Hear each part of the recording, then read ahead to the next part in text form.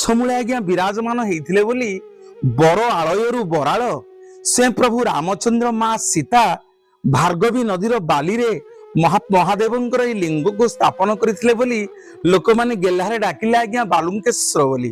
ବରାଳ ବାଲୁଙ୍କେଶ୍ୱରଙ୍କୁ ଦର୍ଶନ କରିବେ। ଅନେକ ଦିନ ହେଲା ବାହାଘର ହେଲାଣି ଆଜ୍ଞା, ପୁଅ ଝିଅ ହେଇନି, ଡାକ୍ତର ଫେରେଇ ଦେଲାଣି।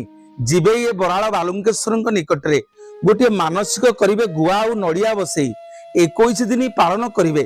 107 ଗରା ଜଳ ଆଜ୍ଞା ବରାଳ ବାଲୁଙ୍କେଶ୍ୱର ଗାଧେଇବେ ଏବଂ ଯେତେବେଳେ 108ତମ ଗରା ଜଳ ସ୍ୱାମୀ ସ୍ତ୍ରୀ 2 ଜଣ ଯାକ ଆପଣ ଗାଧେଇବେ, ତା ଦୁଆରୁ ଆଜ୍ଞା କେହି ଖାଲି ହାତରେ ଫେରିକି ଆସିନାହାନ୍ତି।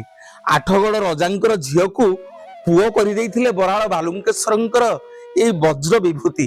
ଆପଣ ମାନେ ଶୁଣିଲେ ଆଶ୍ଚର୍ଯ୍ୟ ହେବେ। କ୍ୟାନ୍ସର ରୋଗରେ ଲୋକ ପୀଡ଼ିତ ହୋଇ ଡାକ୍ତର ମାନେ ଫେରେଇ ଦିଅନ୍ତି ଯାହାକୁ, ଏଇ ବାବା ବରାଳ ବାଲୁଙ୍କେଶ୍ୱରଙ୍କ ପାଖରେ ଆପଣ ମାନେ ଗୁଆ